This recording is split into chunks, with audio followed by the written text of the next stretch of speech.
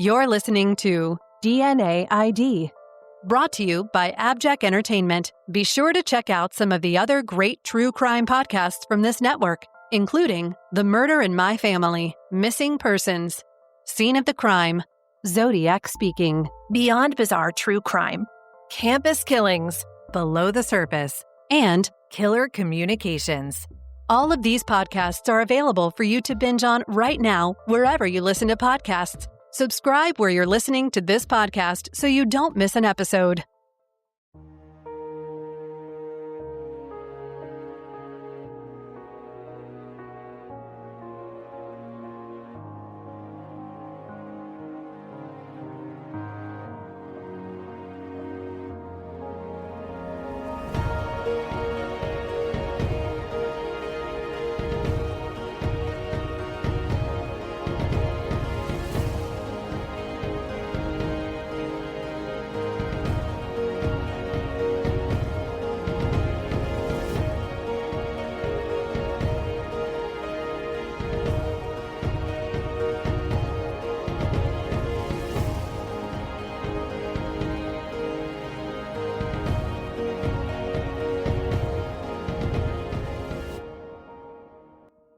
It was 1991. On Monday, June 3rd, around 9:30 in the morning, citizen Paul Q. was biking home from the Shell station on State Road 62, where he'd gone to get a gallon of gas for his lawnmower. He stopped at a friend's house at Craig and Olive when he saw a body lying out in the open in the urban area. Deputy John Smith of the Franklin County, Ohio Sheriff's Office responded to a dead body call at 9:56 a.m. Arriving at the northwest corner of Olive Street and Craig Drive in Urban Crest Village, part of Columbus, the officer found the body of a black female lying on her back in the grass about 3 feet from the road. Her arms were spread out straight from her shoulders and she was in full rigor.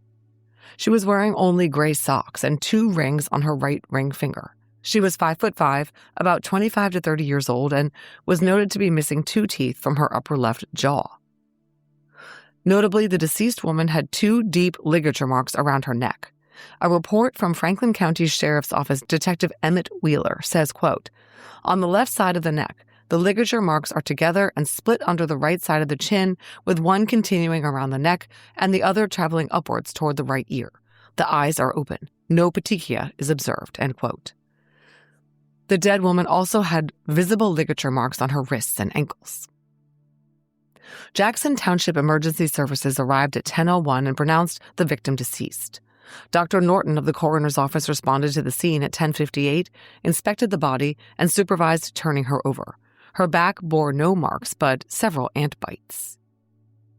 Many law enforcement personnel responded to the scene, securing the area, interviewing the man who found the body and passers-by, and beginning the process of searching, photographing, measuring, and documenting the scene.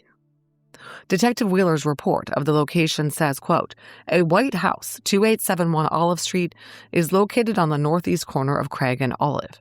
Heavy undergrowth and trees align both sides of the street. The scene is very isolated," end quote.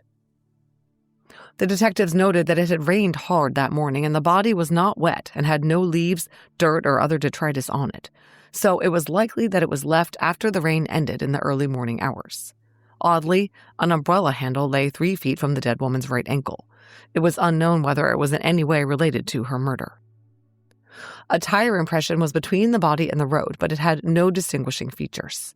To the north of the victim was a footprint in the grass, also with no identifiable characteristics. The area was searched for the missing clothing that might have been worn by the young woman. Detective Wheeler and Technician Waldo walked the woods abutting the dump site, the roadway, and the train tracks nearby. On the side of the train tracks, they recovered a pair of red shorts, which they collected. Detective Corporal John Justice began a house-to-house canvass around the dump site. He showed each homeowner a photo of the victim, but no one had any information or knew who she was. After all those things were done, at 11:27 a.m., the victim was transported to the Franklin County morgue for an autopsy. The scene was cleared by 12:10 p.m.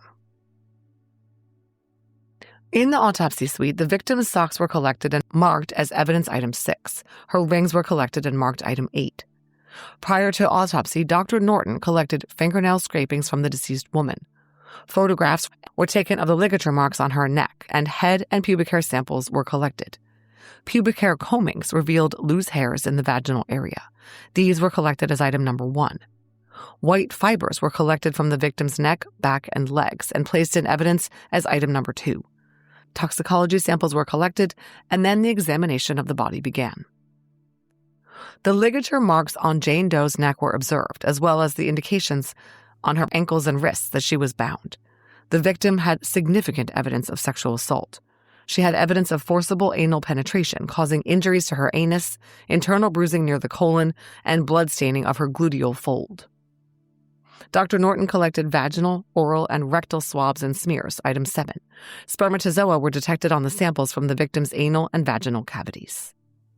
The autopsy report concluded that the cause of death was ligature strangulation and the manner of death was homicide.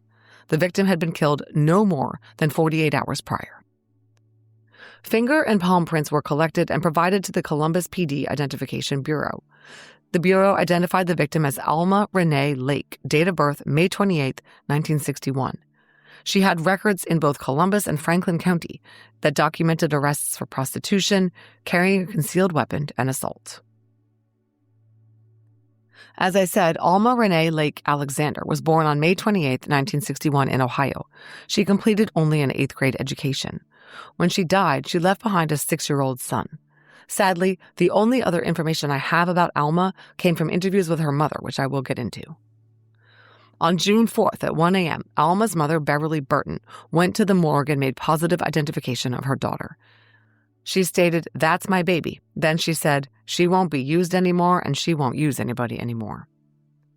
Beverly told investigators that she, Beverly, had raised Alma's son, Robert, since he was 1. She said her daughter had had a hard life of late. Alma sadly was a crack addict and drinker who was on a downward spiral. Beverly said Alma had been beaten up on numerous occasions by various men and even been hit by a car 6 months earlier. Beverly said she did what she could do to try to help her daughter. She was constantly picking Alma up and trying to get her back on her feet. She had repeatedly paid off drug pushers so her daughter would not be beaten up by people she owed money to. She said Alma knew no one in the Urban Crest area where she'd been found, and it was much more likely she had been killed in her own neighborhood. Beverly told Detective Goldsberry that Alma had been staying with her at 1506 Oak Street, and that Alma tended to patronize the M&R wine carryout at 1553 East Main. Her drink was wild Irish wine, which sounds like it'll give you a giant headache. She also frequented the bar across from the M&R carryout, as well as the bar at East 5th Avenue across the alley from Snaps. Detectives started to try to put together a timeline for Alma's last days. This was easier said than done. Detective Jerry Robinson interviewed Alma's cousin by marriage, Tanya Johnson, on June 4th. She reiterated that Alma had had a hard life. She had most recently lived with her sister Monrisha on 2nd Avenue, but she was asked to leave because Monrisha had little kids and Alma was always bringing men around. Alma generally stayed wherever she could find. She was addicted to crack and was often seen soliciting Johns on Main Street. When they talked to Monrisha, she confirmed that her sister was a sex worker and addict. She had asked her to leave her home on Friday night, March 31st, after Alma came home drunk, having been ejected from a bar. Beverly, their mother, ended up picking up Alma on Saturday, June 1, taking her to pick up her general relief check. Monrisha said she hadn't seen her sister after that, but she believed Alma was the person who hurled a rock onto her front porch in the middle of the night of June 1 to 2. Beverly confirmed that Alma was staying with her the weekend that she died. She said she'd last seen her daughter on Saturday, June 1st at about 9 p.m. I'm going to say right up front here that the detectives came to believe that Beverly was mistaken about this date and really had last seen Alma on Sunday, June 2nd. Alma left her mom's house with another girlfriend named Gayla Y. Beverly said Gayla bought her drugs from the guy who lived in the semi-detached next door at 1504 Oak Street. His name was Jacques. Beverly then added that Alma had talked about staying with a man whose name she didn't know, a black male who lived at 1655 Kent Street and drove a black Ford Econoline van. The detectives scribbled notes. They started to check around the locations Beverly cited where Alma frequented. The clerks in the M&R carryout had not seen her recently. Then detectives were contacted by a potential witness named Paula M., who was a clerk at the BP station at the intersection of I-71 and East 5th Avenue. She said that the woman whose photo they showed on the news, Alma, had been at her convenience store several times over the weekend of June 1 and 2. She was in one time buying a package of beer when she got into an argument with another clerk, Rosie S. Rosie refused to sell Alma beer because she thought she was already too drunk and acting a little crazy. Alma mentioned it was her birthday, which had actually been several days earlier. Rosie said Alma was wearing blue shorts and a white tank top, and she had a cheap necklace on. She was in the company of a heavy-set black female with a gold tooth. Rosie said the women left together eastbound on Main. Then, Alma returned to the BP a second time on Monday, June 3rd, sometime between 3 and 5 a.m. She came into the store after cutting through the hole in the chain-link fence behind the store. She used a payphone outside and then came inside and purchased a pack of Cools and a pack of Newports she paid for with a dirty $20 bill. She wanted to buy beer, but they didn't sell it at that hour of the day. Importantly, the BP clerk said that Alma was with a short black male who was in his early 30s, 5'6", 150 pounds. She and the man left the store and walked west from the BP toward Cleveland Avenue. That was believed to be the last known sighting of Alma Lake. She was never seen alive again. Detective Robinson interviewed this woman, Gayla. Beverly had told Detective Robinson that on the last night she saw her daughter, Gayla and Alma had been smoking crack at the home of the guy next door at 1504, Jock, and he had sent them out on a buy. That's when Alma and Gayla left the house around 9 p.m. In her interview, Gayla downplayed the drug angle. She said she met Alma on Sunday, June 2nd, at the home of Jock at 1504 Oak Street. He was a friend of hers. When she went to his house between 7 and 8 p.m., Alma was there and they were introduced. Around 8:30 or 9, Alma asked Gayla to take her to the store. Gayla said Jacques let her know Alma was cool, and the two women got into Gayla's car after Alma's mom next door got Alma a pair of shoes, white high tops. Alma was also wearing a white midriff top and blue shorts. Gayla drove Alma to a convenience store in the area of Lily and Main, but as they drove up, Alma saw a police van and requested that Gayla pull around the corner and let her out. Gayla didn't know why Alma feared the police, she claimed. She denied that she went into the BP with Alma, although Alma had been seen there with a woman who met Gayla's description. This guy Jock's house was the next stop for the detectives. He pretended to be an upstanding citizen, of course, although he admitted his street name was Damien. He had attended Ohio State and retired from the Division of Parks and Rec, he said. He said he last saw Alma, whose street name was Georgia, on Sunday night, June 2nd. She'd been hanging out at his house drinking beer with Gayla Y. They left to go to the store to cash a money order and buy some fish. They left around 9 in Gayla's car after Beverly brought Alma some sneakers. Gayla later told Jock that she dropped Alma off 1 block south of Main Street. Police wanted to find the guy who Alma had been at the BP station with between 3 and 5 a.m. on the morning she was believed to have been killed. They started to collect names. A longtime friend of Alma's named Miracle L. told Detective Robinson that Alma had been part of a stable of girls run by pimp Ronnie Sparks. His girls worked a corridor on Main Street between Linwood and Wilson. Beverly also reported that Alma had shot a guy named Robert S. in the 1986 timeframe, and another guy named Marty M. had threatened her. Police pulled all Alma's arrest records and started tracking down any men she had been in the presence of when hauled in, or whom she had listed as an associate. An Edgar M., age 71, of 99 Central No. 215, was listed on one of Alma's intake sheets as a friend. He told the investigators who knocked on his door that Alma ran with everybody in town and she deserved what she got. He didn't know anything about her current life as he hadn't seen her in several years, he said. Police figured out who the man living at 1655 Kent Street, whom Alma's mom had reported she was going to live with, was, the guy who drove the black Ford Econoline. His name was Ayers I. When investigators confronted him about his relationship with Alma, he claimed to have seen Alma only twice. He had had her over about a month earlier, and they drank and had dinner, but he said he hadn't seen her since then. In a second interview, he said he now remembered that Alma and her mother had come over on Saturday, June 1st, to ask him if he had a space to rent for Alma. Police were still investigating Ayers when they got some very important information that led them in another direction. Paula was the clerk at the BP station who had seen Alma there in the wee hours of Monday, June 3rd, the last night of her life in the company of a stocky black male. The two came in together and left together. Well, a guy came into the BP station around 11 p.m. on Friday, June 7th, and Paula and her husband believed they recognized him as the man who had been in with Alma, the one police were eager to learn the name of. So, while this guy was filling up his cream-colored Ford four-door, they took note of his license plate number. The license plate 260JBD returned to Arstel Frank Washington, known as Frank.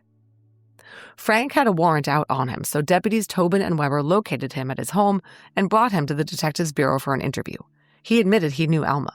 He said he'd once driven her to turn some tricks on East Main Street and waited for her, but that was a year earlier and he hadn't seen her since. He had an alibi for the night Alma was killed, which was his mom.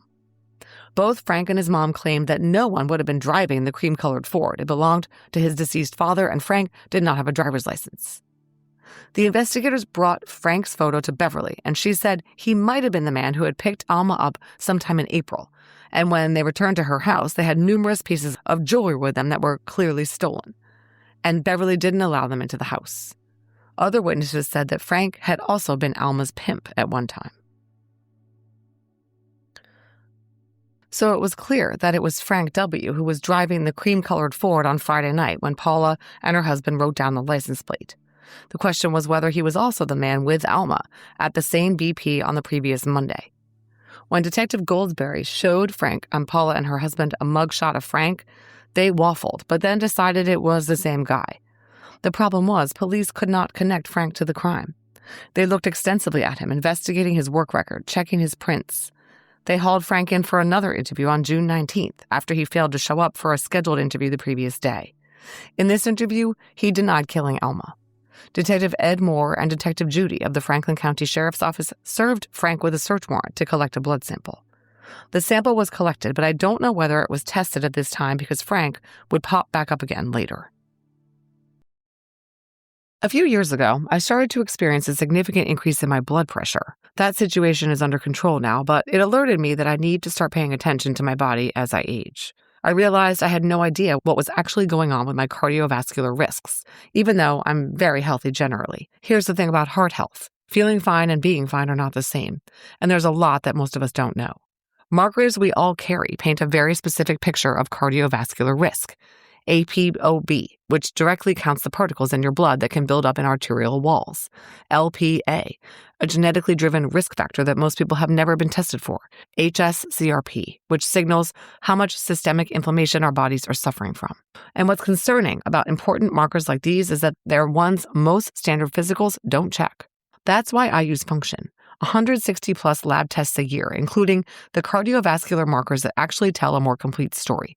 And not a guess, not a maybe, a real look at where things stand. That's what taking your heart health seriously looks like. When I got my lab results back from Function, I was astounded at how comprehensive they were. I use Function, and you should too. Check your health the way I do. Function provides 160 plus lab tests a year for $1 a day at member pricing on MRI and CT scans. Join at functionhealth.com/DNAID or use gift code DNAID25 for a $25 credit toward your membership. That's functionhealth.com/DNAID or use gift code DNAID25. Another lead stemmed from an anonymous phone tip Detective Palmentera of the Franklin County Sheriff's Office received on June 13th. The caller was a woman who said that a Jimmy L. was operating a crack house in the neighborhood behind the BP gas station at 5th Avenue and I-71. She said that since Alma was last seen in that area, the cops should check out the crack house.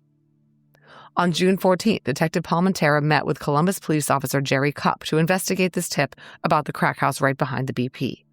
And indeed, there was a brown, 3-story dilapidated vacant home that fit the bill.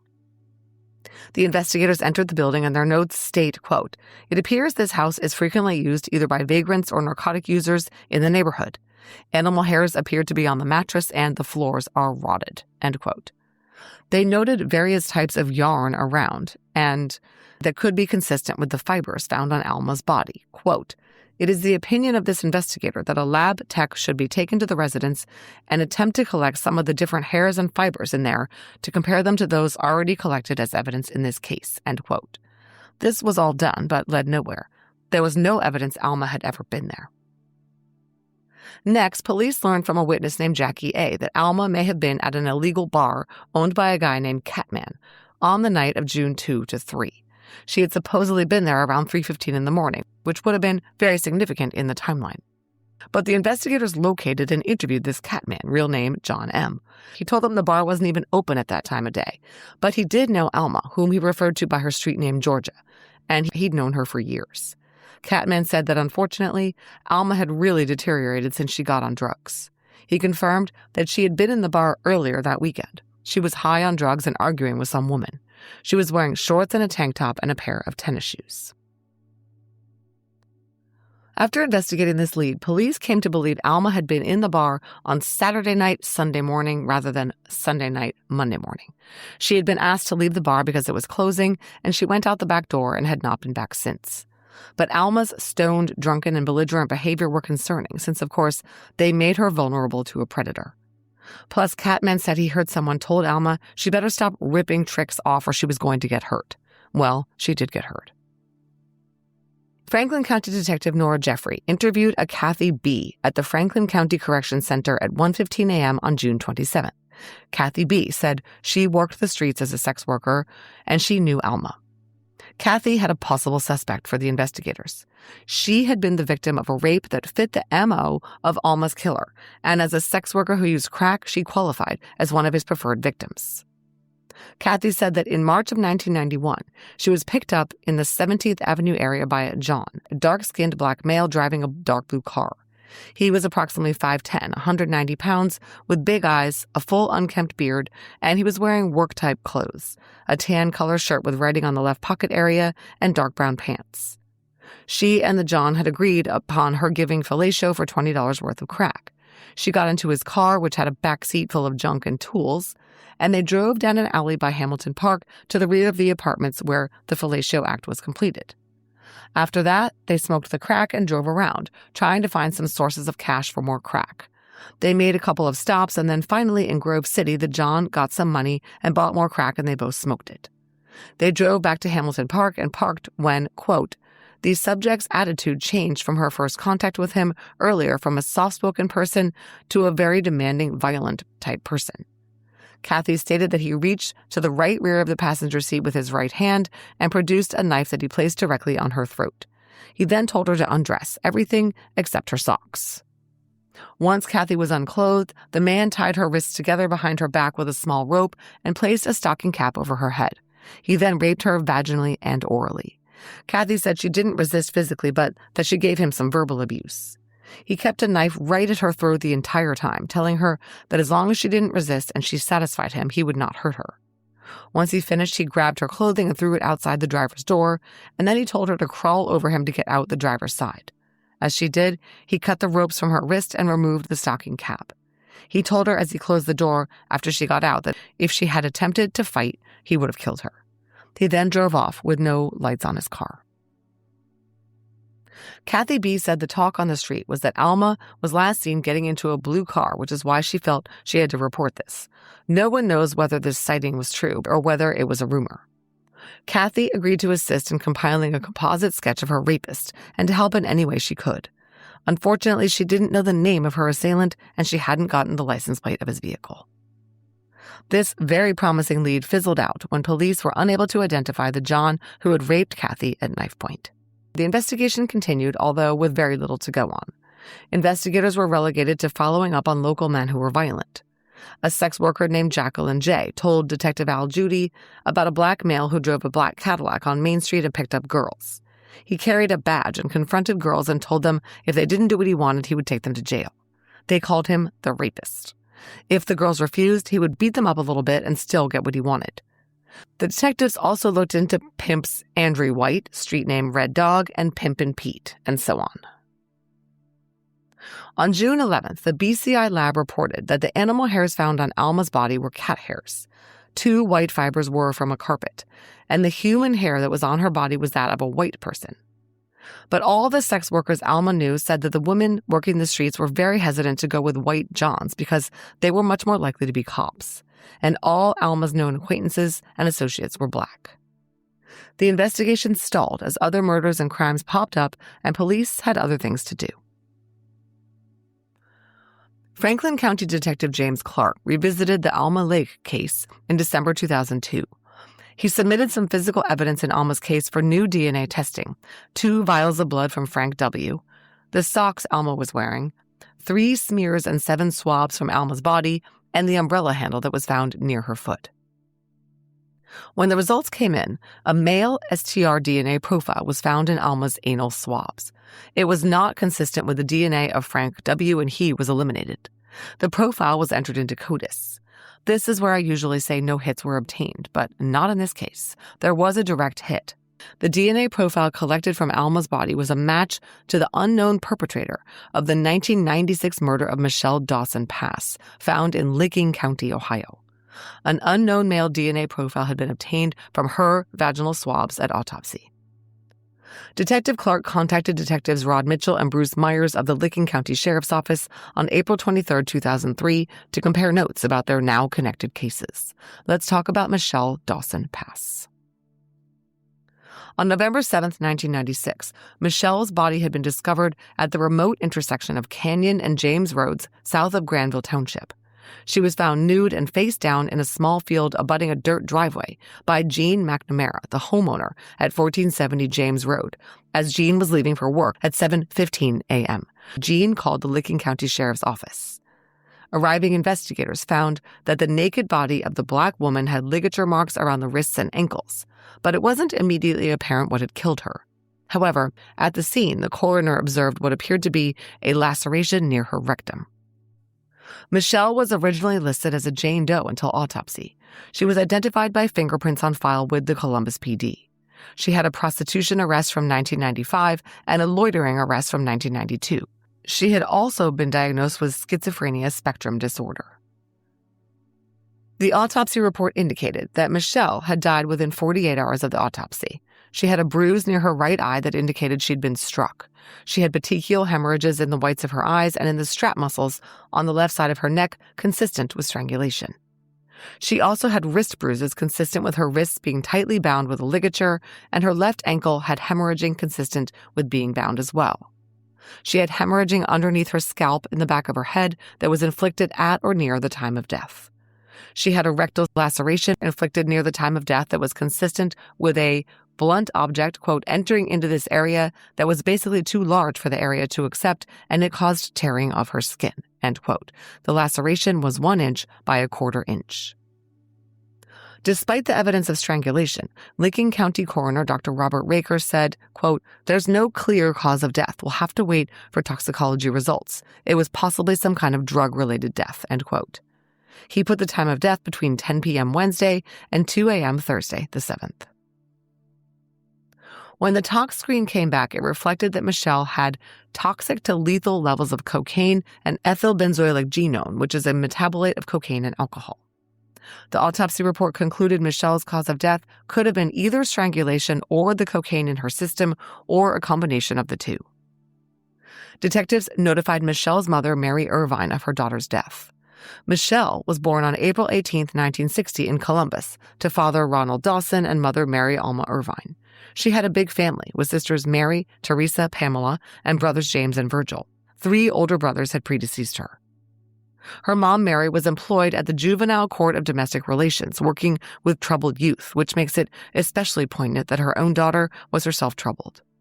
Michelle worked as a house cleaner and was no longer together with her husband, Warren Pass, father of her son Timothy and her 17-year-old daughter, Regina. When she was killed, Michelle was living on Hildreth Avenue with her mom, Mary, and Michelle's 2 children. Her daughter, Regina, later said that her mom was usually sober, but she had relapsed and was killed during one of those relapses. It's unknown whether Michelle had gone back to sex work, but it seems likely. However, Michelle's family said she had no contacts in Licking County, where she'd been found, and she had never even been there to their knowledge.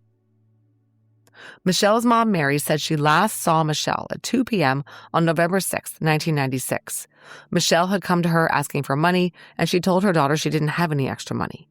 Michelle left the house and walked toward a vehicle that Mary described as a late 80s beige Chevrolet or Oldsmobile with a dark brown top. The driver of the car was a black male, but she didn't get a look at this individual. She had never seen him or his car before, and she never saw them again. Mary told detectives that her daughter had no connections to the Newark or Granville areas where she was found and had no personal contacts or reason to be in either place. The Licking County detectives came to believe that Michelle was killed in Columbus and dumped in Licking County. Tire tracks casted at the dump site were not helpful in identifying a suspect, and no one had seen anything. Police spent a lot of time trying to figure out where Michelle was and who she was with before she was killed. They also wanted to know if she was engaging in sex work.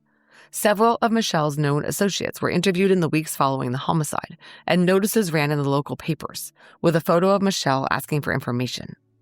Many of the witnesses, including Ricky D., Paula S., Sylvia T., Cindy J., and Jay G., all claimed to have seen Michelle on the evening prior to her death with a black male. He was described as having a stocky build, a shaved head, and scruffy facial hair. One of these witnesses, Ricky D., said he'd seen Michelle and the male arguing.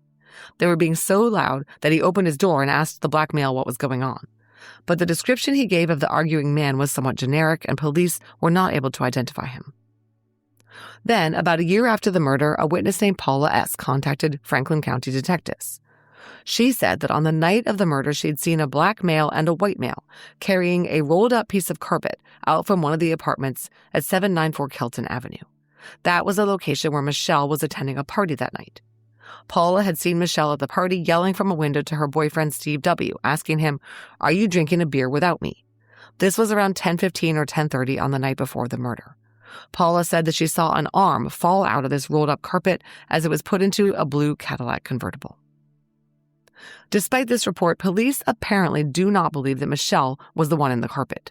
The facts of the case state that Michelle was last seen in Franklin County walking south of Kelton Avenue heading to a friend's house. And then she disappeared and turned up dead on someone's lawn in Licking County. After the connection between Alma Lake's and Michelle Dawson-Pass's cases was established via CODIS, the investigators reopened both cases. Although the murders were 5 years apart, there were startling similarities. Both black women had died from ligature strangulation. Both had been raped. Alma Lake had the presence of semen in her anus and vagina, and Michelle Dawson had the presence of semen in her vagina as well. Both victims had damage to their anal cavities. Both victims' hands and feet were bound. Both women were found nude and dumped in remote locations, not in Columbus where they were likely abducted from. Both women were sex workers, and both did drugs. From what I understand from conversations with Franklin County investigators, Alma and Michelle did not cover the same territory and are not believed to have known each other. Remember, their murders were 5 years apart. Whoever picked them both up was the only known link between the women. Alma's mom, Beverly, had passed away by this time, but Detective Clark went to meet with Michelle Dawson's mother on May 21, 2003. Her name was Mary Irvine. She was very excited and appreciative of his reopening her daughter's investigation. She said that Michelle's son had grown up constantly looking for info on his mother's death, but then he was killed in a shooting in Zanesville in October 2002. Detective Clark learned that Licking County detectives had developed a strong possible suspect in Michelle and Alma's murder by the name of Chris F. He was a white male living in Upper Arlington. They had interviewed him a number of times after Michelle's murder, and he admitted that he'd hung around the areas where the women frequented, which were crack houses and prostitution houses on the east side. He claimed that his intentions were pure. He frequented those places in order to help misguided and or underprivileged people straighten out their lives, he said. He admitted to knowing Alma and Michelle, and even to maybe seeing Michelle on the last night of her life, but denied having anything to do with their deaths. The detectives learned that Chris F. had a diagnosed psychological condition, and people described him as emotionally disturbed. And he became uncooperative. His DNA had never been collected and was not in CODIS. However, the investigators did not have grounds to collect a DNA sample from him, and the prosecutor refused to facilitate an application for a search warrant, saying they didn't have probable cause. Chris F. stayed on the list, even though the investigators knew that someone else, the black male she was seen arguing with, was with Michelle immediately prior to her death. The case fizzled again. In 2016, Licking County Sheriff's Office Detective Shannon Day picked up Michelle's case.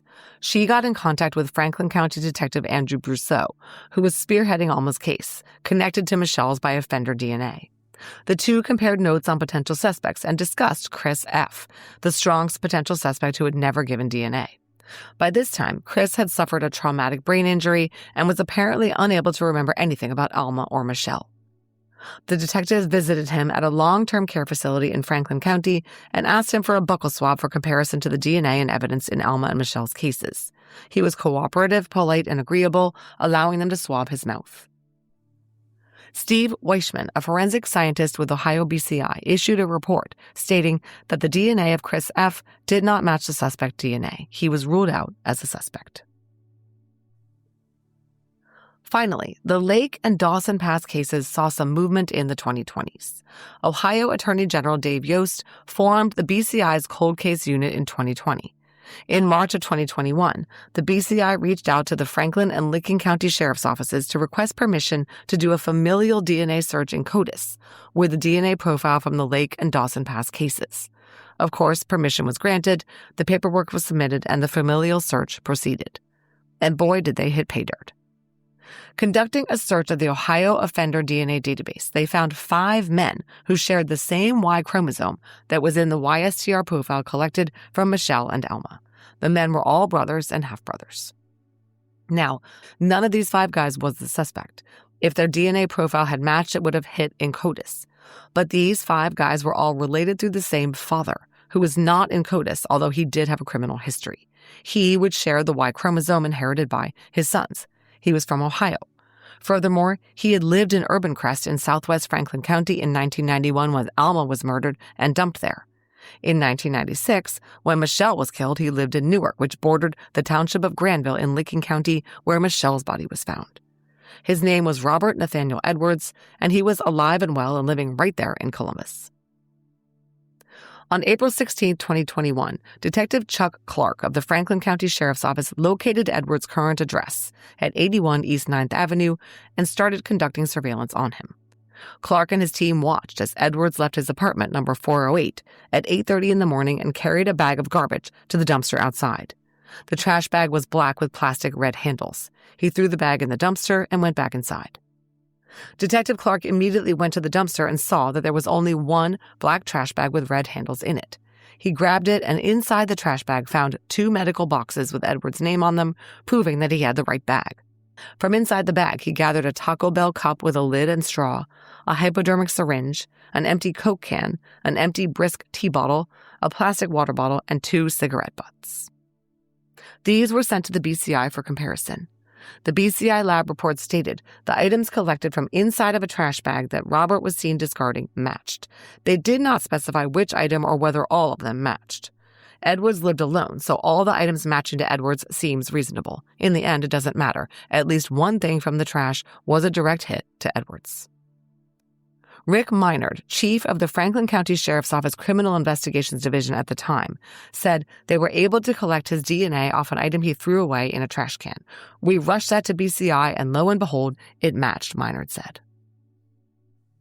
In preparation for putting together a case against Robert Edwards, the detectives tracked down his ex-wife, whom I'm calling T.E.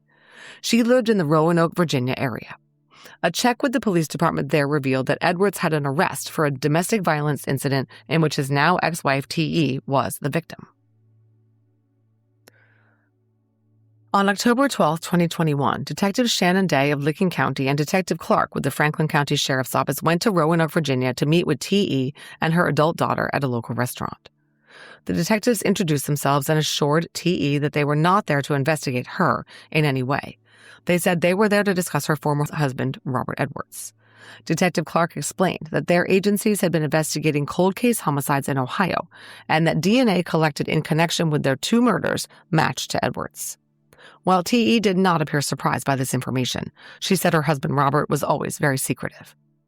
They asked T.E. if she was still in contact with Edwards. She said no, and in fact, she had divorced him without his knowledge. She begged them not to disclose that to her ex. She said that she had to backdoor the divorce so he wouldn't know, because he told her if she divorced him, he would kill her, and she believed him. T.E. was able to provide background information on Robert.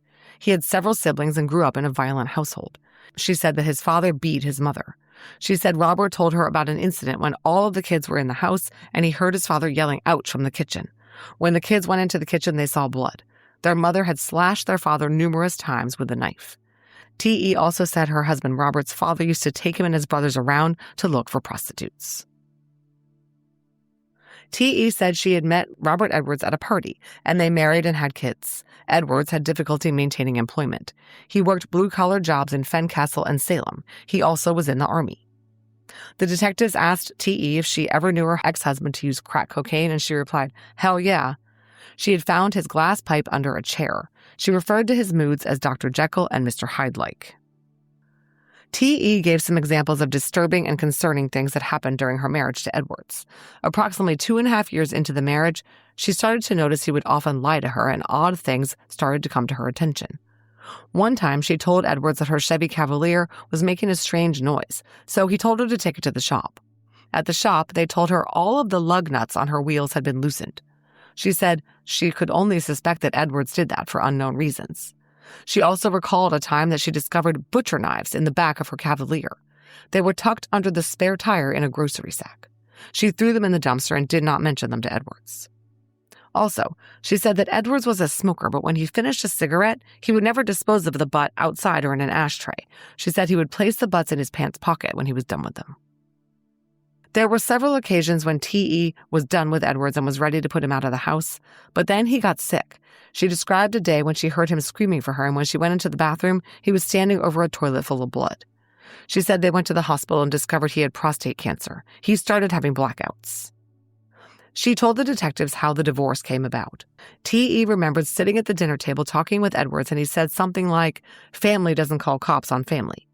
At this point, she had already spoken to a lawyer who told her not to tell Edwards she was looking into divorce, but to document everything she could.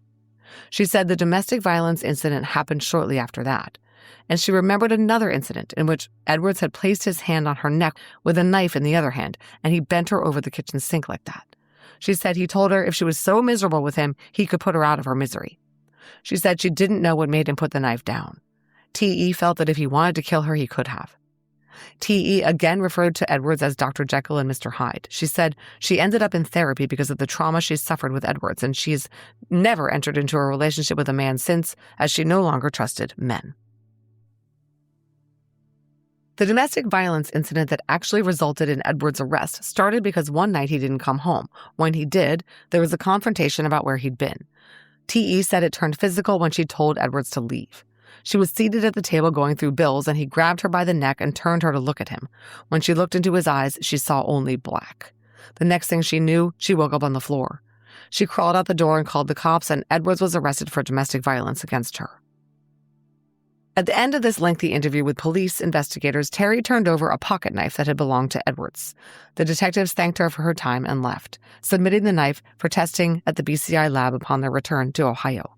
They found no usable evidence on the knife. Let's talk about some other known crimes committed by Robert Edwards.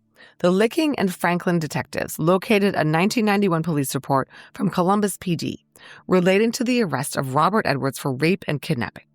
The survivor in that case was named Carmen M. The details of her case bore similarities to the murders of Alma Lake and Michelle Dawson-Pass. On May 5, 2021, Detective Clark, Detective Mickey Casper, and Detective Shannon Day met with Carmen at Bob Evans in Stowe, Ohio. Carmen was described as well-dressed and intelligent, but she told the detectives her rape by Robert Edwards on June 5, 1991, happened when she was living a different lifestyle as a sex worker, like Edwards' preferred victims. The detectives told Carmen they needed to gather information on her case, which had not been prosecuted, because they were investigating the murders of Alma Lake and Michelle Dawson-Pass, and they had also attributed those to Robert Edwards. In fact, Carmen's rape had happened just days after Alma's murder. She was very, very lucky to be alive. They also had other cases they suspected were Edwards' work, but they couldn't prove it. Carmen was asked if there was anything she could recall about Robert Edwards and the incident. She said at that time, she was working the area of Bryden Road and Livingston Avenue. She met Edwards on Bryden around Champion. She had never seen him before. He pulled over in his car, and they agreed on a price and a service. She typically hooked up with her Johns in the car, but Edwards was a big guy, and he said he couldn't do it in the car, so she agreed to go with him to an off-site location. This turned out to be an auto repair garage on Walnut Street in Columbus. She assumed he worked there, as he was clearly familiar with it. There was an old car seat cushion that people used as a mattress. Edwards offered her a drink, and they split a malt liquor. This next bit contains graphic details of a violent, brutal sexual assault. If this is triggering or upsetting for you, please skip ahead about a minute. Carmen said she agreed to a straightforward sex act, but Edwards started to demand anal sex. She refused, telling him that was not part of the deal. He became upset with her and grabbed her by her throat and held a knife to it, threatening her. He told her not to move or he would hurt her, and he briefly left the room, returning with ropes. He tied her ankles and wrists up with the ropes. He then held up a knife to her anal region. She thought he was going to kill her and started begging for her life, saying to him, "Please do not do this. I will do anything you want." He told her to shut up or he would, quote, stab her in her heart. He bent her over a bench, took her clothes off, and stripped himself. He then attempted to penetrate her anally, but she shied away. At this point, Edwards began to get frustrated with her screaming, so he gagged her mouth with a rag and tape. When she tried to resist or get away, he punched her in the head, and as she struggled, he pulled her forcibly by the hair. He held the knife to her anus, and she was terrified he was going to cut her there. Then he put lotion on his penis and on Carmen's anus, penetrated her, first with his fingers, and then with his penis. He did not wear a condom. After it was over, Carmen just kept talking to Edwards, saying his name, Robert, and she also kept speaking to Jesus. She said she was so desperate to get out of the garage and back into the vehicle. All she could think about was when some of her friends had been killed and now it was going to happen to her. She believed that her talking to him made a difference. She asked him to take her back home, and he got mad, but he cut the ropes off her and walked her naked to the car. She was forced to sit on the floorboard area and then was thrown from the vehicle. He threw her clothes after her out the window. She said she could recall the feeling of the gravel in the alley in the cold because she was nude. She got dressed in the street and ran for help, but could find no one to help her and was afraid he was going to come back and kill her. She lay in the middle of the road and screamed even though her mouth was taped shut, and someone called police. She still recalled how the tape burnt when it was ripped from over her mouth. When the police found Carmen in the road, she relayed Edwards' license plate number. They quickly tracked down his car and pulled him over. Carmen's purse was still in the vehicle. She filed an official report, and rape and kidnapping charges were filed against Edwards. Carmen struggled to relate all these details, having to pause and take breaks. She said she had pretty much buried the whole incident. She made changes in her life afterwards, cleaning up, joining a church, and finding Jesus. At this point, Detective Clark informed Carmen that Robert Edwards had never been prosecuted for her rape. Her case had been null prost in Franklin County because they couldn't make contact with her. She said she never heard from anyone. Carmen was not aware that Edwards had walked for the crimes he committed against her. She said she wanted him to be held accountable for what he'd done. Detective Clark explained that her case was outside the statute of limitations and therefore could not be prosecuted, but that she could testify against Edwards if she was willing to be a witness for the state at his trial for the 2 murders. She said she'd be willing to do whatever it took to bring justice for the families of the victims. She was then shown photographs of Michelle and Alma to determine if she knew them from her time on the street, but she didn't recognize them. With that, the interview concluded. Detective Clark and Detective Casper found the second woman they believed was a survivor of an attack by Robert Edwards. Kathy B. had spoken with detectives in June of 1991 when she was in jail, reporting she was raped by a black man who had picked her up on the street. The detectives noted that the rape had the same characteristics as the murder of Alma Lake. Quote, "We found the violence and behaviors of the suspect are the same," end quote. Now, on May 12, 2021, Kathy B. told them she could not remember much about the incident.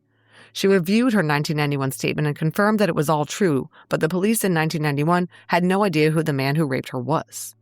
Kathy viewed a photo lineup including a photo of Edwards from that time frame, and she wasn't able to identify him, although he was one of the 3 men she selected as the possible suspect.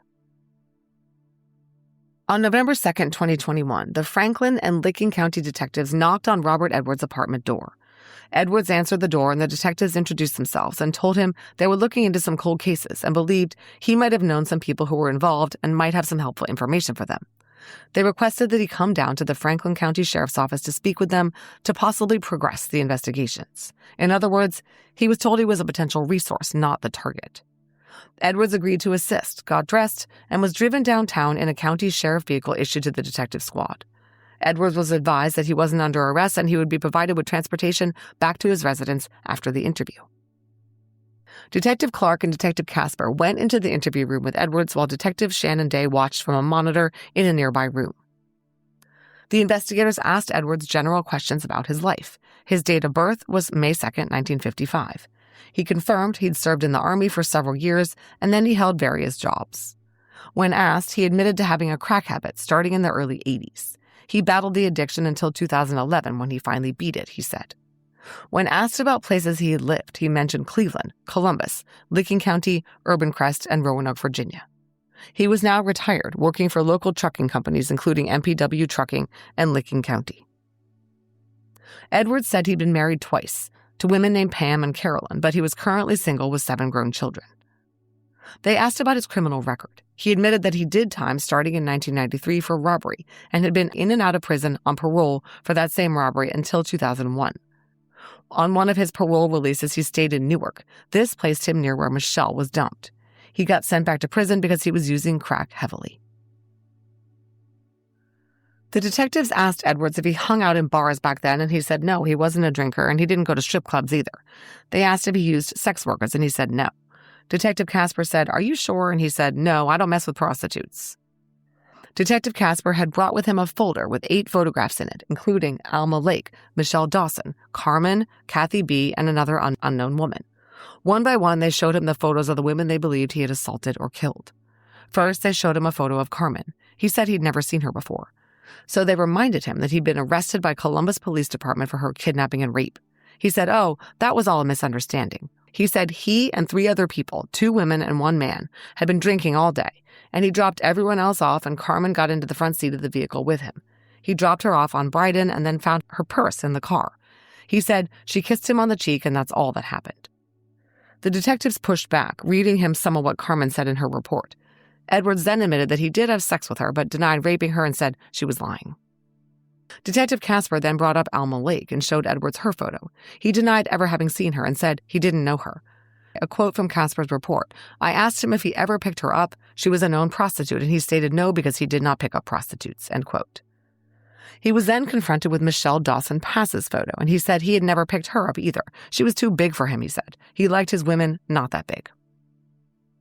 The detectives leaned in. From Detective Casper's report, quote, "I then asked Robert Edwards if he ever had sex with Alma Lake, and he again denied it. I then confronted him with his DNA being found inside her. He denied it again.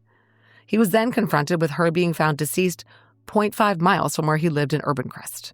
He then stated he may have had sex with her if she was a working girl from Urban Crest on First Avenue," end quote. He may have had sex with her. The detectives then challenged Edwards about Michelle Dawson-Pass again. Quote, "He stated no way he did it because he was out of town at the time of the murder."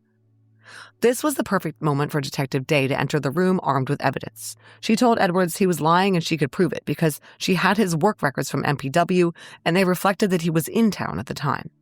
Edwards still denied knowing Michelle, ever having sex with her, or killing her. He said, "I can prove that I didn't kill nobody." He was smiling and gesticulating as he said this, but he was unable to offer the promised proof, of course. Just as an aside here, the detectives were not buying any of this guy's crap. Building their case against Edwards, they had discovered that at the time of Alma's murder, he was living at 3337 Urban Hollow Court, a mere half-mile from where Alma's body was found. Michelle's body was found 5 years later on the side of the road at 1470 James Road in Granville. At the time, Edwards was living at 12 North Avenue in Newark. He was working at MPW Industrial Cleaning Services, located at 9711 Lancaster Road in Hebron. Michelle's body was found 6.3 miles from his house between his home and his employer. This from court documents, quote, "The location on James Road where Dawson's body was found is on the common sense route between Edwards' 1996 residence and MPW, and evidence showed that Edwards worked both on November 6th and November 7th, 1996, the day Dawson's body was discovered," end quote. Okay, back to the interview. This from the report. Quote, "Robert Edwards was then confronted with the manner in which all 3 victims were assaulted. Carmen, the survivor, was choked and raped. She was dumped out of a car on the side of the road. Carmen stated Robert Edwards held a knife to her anus, and she begged him not to slice her open, and he didn't. Alma Lake and Michelle Dawson both suffered anal damage. Michelle Dawson's anus was cut. All 3 victims were also bound at their feet and hands. The bindings were removed prior to them being dumped. I asked Robert Edwards why he allowed Carmen to live, but killed Alma and Michelle. He became upset and denied it. He also said he did not want to talk to me any further." Detective Casper's report concludes, Robert Edwards was caught in several lies and would not admit to killing any of the victims. At some point toward the end of the interview, Sergeant John Thompson, who is head of the Mahoning County Sheriff's Office Cold Case Unit, entered the room and attempted to coax Edwards to talk by saying, "We know the facts, but we want to hear Robert's story." Edwards just looked at him and said, "Well, Robert is done." Sergeant Thompson told me that the interview with Edwards was one of the strangest he'd ever witnessed in his 27 years of being a police officer. He was seemingly cooperative but abrasive at the same time. His demeanor was very nonchalant. The dude lit up a pipe as they talked, but his story unraveled. The interview was over. Edwards was then served with a search warrant authorizing Detective Clark to collect his DNA. He was then driven back to his apartment. Detective Clark told him, "We'll talk again." The buccal swabs were delivered to the BCI on November 3rd, 2021. On that same date, Detective Casper contacted the Franklin County Prosecutor's Office about pursuing charges on Robert Edwards for the murder of Alma Lake and combining cases with Licking County to pursue justice for Michelle Dawson-Pass as well. It took a week to obtain the test results. On November 10th, 2021, the detectives received confirmation from the BCI lab that the buccal swabs from Robert Edwards matched the DNA found inside Alma Lake and Michelle Dawson-Pass. It was time to make an arrest. On August 5th, 2022, Detective Chuck Clark of the Franklin County Sheriff's Office, Detective Shannon Day of the Licking County Sheriff's Office, Special Agent Roger Davis of the BCI, and Detective Mickey Casper traveled to 81 East 9th Avenue to arrest Robert Edwards for the murder of Alma Lake. They went up to his apartment number 404 and knocked on the door. No one answered, so they waited. 15 minutes later, Edwards walked up to the building. They stopped him and placed him in handcuffs and advised he was under arrest for murder. When they conducted a search of his person incident to arrest, they found a nice, big, juicy baggie of crack in his pocket. At the Detective Bureau, Edwards was placed in a recorded interview room. While he was in there alone at 11:47 a.m., he said aloud, "I choked that bitch." It was all captured on audio and video. Detectives Clark and Casper entered the interview room and advised Edwards of his constitutional rights. He agreed to speak with them. He denied murdering Alma or Michelle, but stated he knew who did. Then he requested a lawyer, and the interview ended. After this brief interview, Edwards was transported to the Franklin County Jail. During the transport, Edwards said to Detective Dillon, quote, "Thank you for coming to get me today. I've been waiting a long time for this." This dude is a psychopath. A press conference was headlined by Joe Morbitzer, superintendent of the BCI, announcing that charges had been filed in Alma's case. He said, quote, "We are here today to bring some peace and closure to the family. It does give you some peace of mind to know that we found the person responsible," end quote. Franklin County Sheriff Dallas Baldwin said, quote, "Our condolences to the family. I wish we didn't have to be here. I can't imagine what it's like to go 30 years without knowing what happened to a loved one. Today is a great example of how we never give up. 30 years ago, careful collection of evidence, and now with advances in DNA, we can solve crimes," end quote. The Chief of Investigations, Rick Minard, now Chief, supervised the detective unit that worked on the case. He said, "One of the challenges of this case is that he was not in the offender DNA database." He explained that they conducted a familial DNA search that pointed to Edwards as a possible suspect. "It's fascinating work," he said. "It really is. It's the stuff TV shows are made of." Minard went on, "This is a good day. We wanted to be sure the people affected most by this case could be here today. We are here today because of the families and their strength and perseverance over 30-plus years." Minard said that this work, working death investigations, was the most rewarding thing in law enforcement. Getting to be here today to give these families some closure and finally put cuffs on someone responsible for loss of life. That's a good feeling, he said. Of the investigation into Edwards, Minard said, "It doesn't stop here. We are not done. He had a reckless, violent past in that era of his life. He may be responsible for other cases." He said they were looking into other Ohio counties and beyond to try to figure out everything Edwards might have done. Sergeant Mickey Casper spoke briefly about the case, saying that his father was one of the original responders on Alma's case. The investigators also mentioned the Michelle Dawson-Pass case, saying her murder had been linked to the same offender, but that case was still under investigation in Licking County. Fox 28 Columbus reported that Regina Dawson, Michelle's daughter, attended the press conference, and she was hoping for justice for her mom, just as Alma was finally getting. Well, Regina didn't have to wait long. Robert Edwards was formally charged in August 2022 with 2 counts of murder, 2 counts of aggravated murder, and 1 count of rape for the sexual assault of Michelle. They did not charge him with rape in Alma's case because the statute of limitations had expired. A Franklin County grand jury soon indicted him for all 5 counts. He was also charged with possession of a Schedule II controlled substance for the crack. It's kind of crazy to think that this guy was in his 60s and still addicted to that poison. Licking County Detective Shannon Day, who worked the case for 3 years, said, quote, "We were all just so elated to finally get the go-ahead to arrest him. It means everything to me, being able to make that phone call and tell them he'd been arrested, just to hear the overwhelming joy. We shared tears," end quote.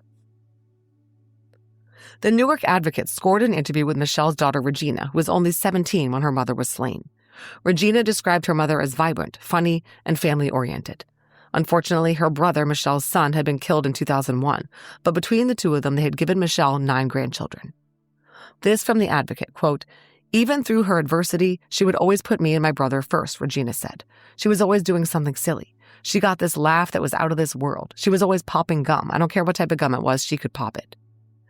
Regina said her mother's death left a profound impact on her and her family, one that has been felt for generations. Quote, "I raised my children differently because of that. I was stern and strict. I didn't let them go nowhere without me because I was afraid to let them out of my sight," she said. So it didn't just affect me, it affected generations. Regina said she and her cousins were excited to hear news of Edward's arrest. "She deserved that justice. It's a huge relief off my shoulders," Regina said. "My life took a huge turn when she died."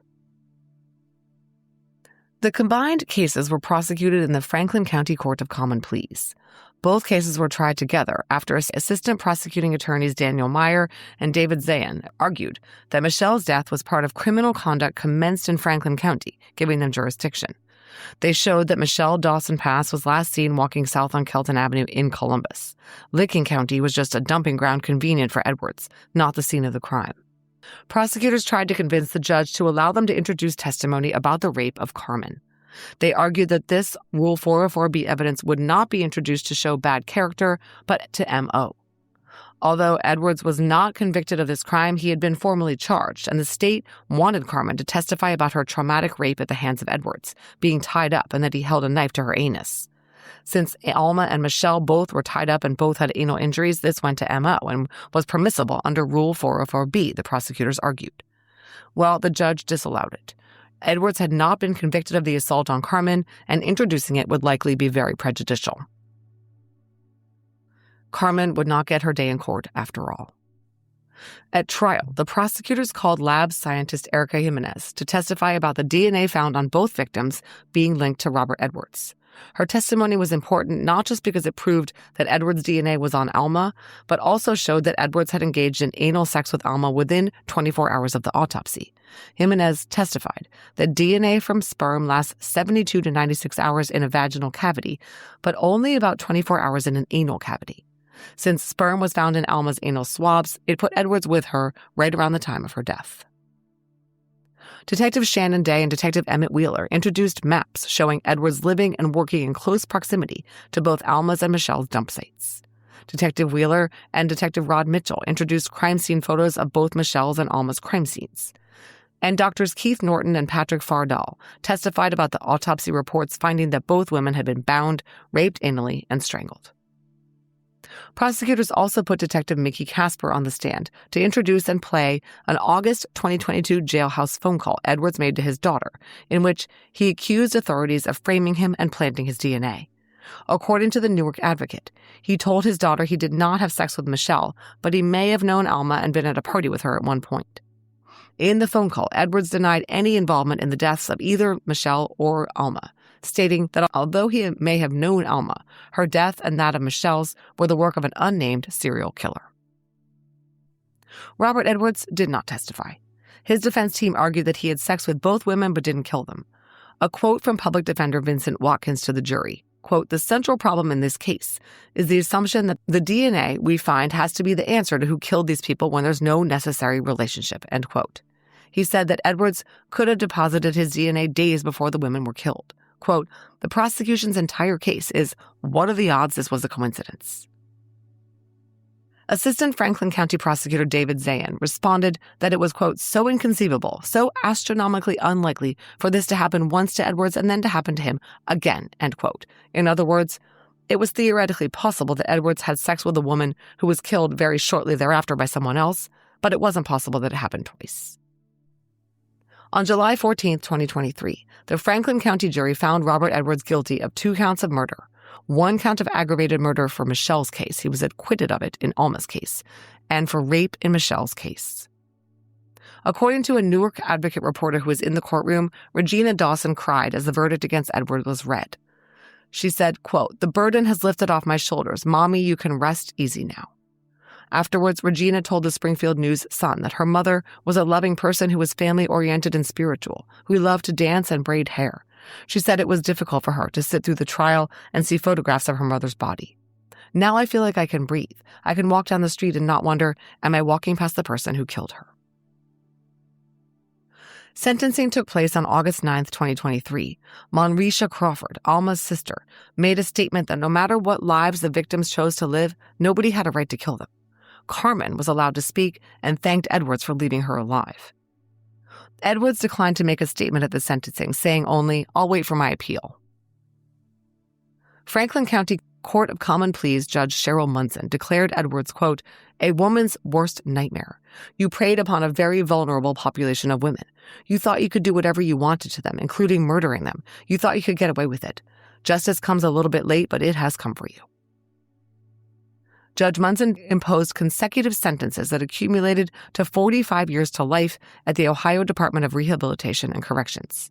The sentencing ruling states, quote, "The court finds that consecutive sentences are necessary to protect the public from future crime, that consecutive sentences are not disproportionate to the seriousness of the offender's conduct and to the danger the offender poses to the public, and that at least 2 of the multiple offenses committed was so great that no single prison term for any of the offenses committed as part of any of the courses of conduct adequately reflects the seriousness of the offender's conduct," end quote. Judge Munson also found that Edwards must be classified as a sexually violent predator. Ohio Attorney General Dave Yost, Franklin County Sheriff Dallas Baldwin, and Lincoln County Sheriff Randy Thorpe made a joint announcement about the sentencing.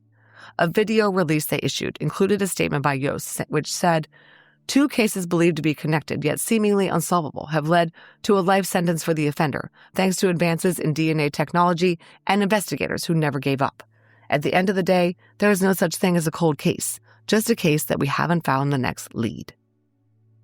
Sheriff Baldwin said, "This is a great example of never giving up and law enforcement agencies working together and sharing resources.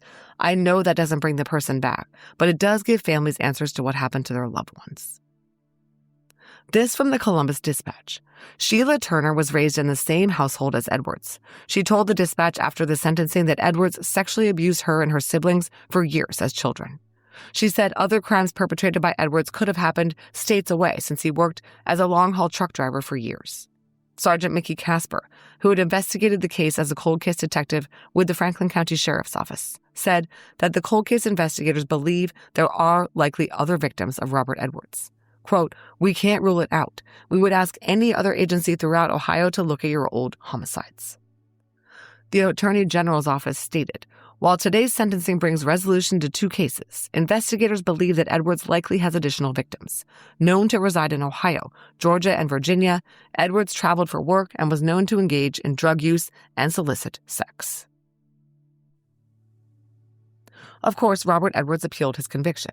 He raised only one issue on appeal. His brief argued that the evidence introduced at trial was insufficient to support convictions for aggravated murder, and rape.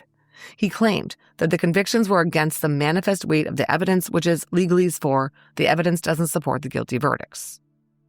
The appeals court summed up his claims as follows. If legal jargon bores you, skip ahead a little bit. Quote, "Appellant's sole assignment of error challenges the sufficiency and manifest weight of the evidence. He asserts that the evidence was insufficient to support his convictions. In reviewing a challenge to the sufficiency of the evidence, an appellate court must determine whether, after viewing the evidence in a light most favorable to the prosecution, any rational trier of fact could have found the essential elements of the crime proven beyond a reasonable doubt. As for the manifest weight of the evidence claim, the court, reviewing the entire record, weighs the evidence and all reasonable inferences, considers the credibility of witnesses, and determines whether, in resolving conflicts in the evidence, the jury clearly lost its way and created such a manifest miscarriage of justice that the conviction must be reversed and a new trial ordered." A well-known trope cited in situations such as this is that the appeals court must not act as a 13th juror, overthrowing a verdict reasonably reached by the 12 trial court jurors in a given case. The appeals court ruling did not mince words. Quote, "There is no evidence weighing heavily against the convictions in this case. Furthermore, the evidence overwhelmingly supports the jury's verdict." The court summarized the trial evidence in Alma's case, which was essentially that her naked body was found in a remote area near Urban Crest near Edwards' home. She'd been bound, anally sexually assaulted and strangled, and DNA evidence showed Edwards had engaged in anal sex with her within 24 hours of her autopsy. Based on these very straightforward facts, the court concluded that a jury could reasonably find that Edwards purposely caused her death, satisfying the murder statute. Thus, the evidence was sufficient to convict Edwards of the murder of Alma Lake. As for the evidence in Michelle's case, she had been strangled and dumped between Edwards' home and workplace. She, too, had been bound and sexually assaulted. DNA evidence showed only Edwards' DNA on the vaginal swabs collected during the autopsy. The appeals court noted, quote, "Although appellant presents a theory that Dawson could have died of an accidental cocaine overdose, the circumstances surrounding the discovery of Dawson's body, she was found completely naked in a rural area with no clothing nearby nor any identification, are far more consistent with her death having been caused by a purposeful homicide rather than an accidental overdose. The medical evidence indicated death by strangulation, and the circumstances reported rape followed by homicide, satisfying the elements of aggravated murder. In short, the evidence is sufficient to convict appellant of the rape, murder, and aggravated murder of Dawson." Moreover, the evidence relating to the deaths of Lake and Dawson shares so many common characteristics that they establish a modus operandi, showing that appellant is the perpetrator in both deaths. Modus operandi is shown by evidence of signature characteristics unique enough to show that the crimes were committed by the same person, citing State v. Worley. In this case, both women were found naked and left in locations near appellant's residences and or workplace. Both women were bound with ligatures. Both women were strangled. And DNA evidence conclusively links appellant to sexual activity with both of the women. Given the overwhelming similarities surrounding the deaths of Lake and Dawson, a rational jury could readily have concluded that appellant is the perpetrator of all the crimes of which he was convicted. In this case, the evidence amply supports the jury's verdict of guilty for the murder of Lake and guilty for the rape, murder, and aggravated murder of Dawson. Neither was the verdict against the manifest weight of the evidence. Appellant's arguments notwithstanding, there was sufficient evidence to meet all the elements of the crimes charged. The judgment of the trial court is affirmed. Boom. Bye-bye, Edwards. So what other crimes did Robert Edwards commit, and why was his DNA not in CODIS? I looked up his record in Ohio. We already know about his attacks on Kathy B. and Carmen S., cases he should have been prosecuted for. Thanks to their brave statements, we know exactly what Robert Edwards is capable of. We heard that he was charged in December 2022 with crack cocaine possession. He initially pleaded not guilty, but then ended up pleading guilty. He was sentenced to 12 months suspended for time served because he was already in jail awaiting trial on the murder cases. Long before that, in August of 1988, he was charged with forgery and receiving stolen property. He entered a drug treatment program and received credit for about 270 days of jail time served. And in April 1991, he was charged with 2 counts of theft. He pleaded guilty to one and the other was dropped. In June of 1993, he was charged with robbery and aggravated robbery. He pleaded guilty to the robbery charge and the other was dropped. So, as you can hear, Robert Edwards just barely avoided having to enter his DNA into the state and federal DNA databases. These crimes, all committed in the late 80s or early 90s, took place before the CODIS system was fully in place. So when his DNA profile was obtained from the Alma and Michelle case evidence in 2003, he was not identified. He spent multiple decades running around a free man before he was finally nailed. Luckily, IgG was not necessary in this case because criminal propensities apparently run in Edwards' family, and he had so many male relatives in the state DNA database that a familial search quickly flushed him out. As for other sexual assault victims of Robert Edwards, there is, of course, no DNA and evidence for Carmen's case or Kathy B's. But you heard the Ohio authorities. They as much as said that Robert Edwards has other victims. If offender DNA from those cases were in CODIS, it would have hit to Edwards, but Ohio has approximately 10,659 unsolved homicides. How many of those do not yet have DNA in CODIS? Let's hope any of Edwards' unsolved victims' cases still have DNA, and modern technology is able to access it, enter it into the system, and identify him. because I don't for a second believe that he's struck only twice in 5 years. He's a dangerous sexual predator who was not deterred from killing because there were no repercussions. But there are now. May he rot in prison. Thank you very much to Sergeant John Thompson of the Franklin County Sheriff's Office Cold Case Unit for speaking with me about this case. And if you are one of the bad guys, they are coming for you. Thanks for listening to this episode of DNA ID. Before you leave, please let me tell you about some important things related to the show. If you'd like to support this podcast, and in the process, get access to early and ad-free episodes, as well as bonus content like crime scene photos, you can sign up for a Patreon subscription for only $5 a month by heading over to patreon.com/DNAID. Of course, you're welcome to contribute more than $5 a month. We rely on Patreon funds to pay for the original source materials I use to research each episode. If Patreon isn't your thing, you can also show your support with an AbJack Insider subscription through Apple Podcasts. It costs just $4.99 a month or $49.99 a year. Your AbJack Insider subscription will give you the same benefits for not only DNA ID, but for all of the shows on the AbJack network, like Killer Communications and Campus Killings. Head over to Apple Podcasts and find the DNA ID page or look for the AbJack network to get started. If you're on social media, we'd love to interact with you there. DNA ID is on every major social media platform. Search your favorite platforms for DNA ID Podcast to find us. We also have a YouTube channel, and our website is dnaidpodcast.com. You can find links to all of these anytime in our show notes. If you need to reach the show, contact us by emailing dnaidpodcast@gmail.com.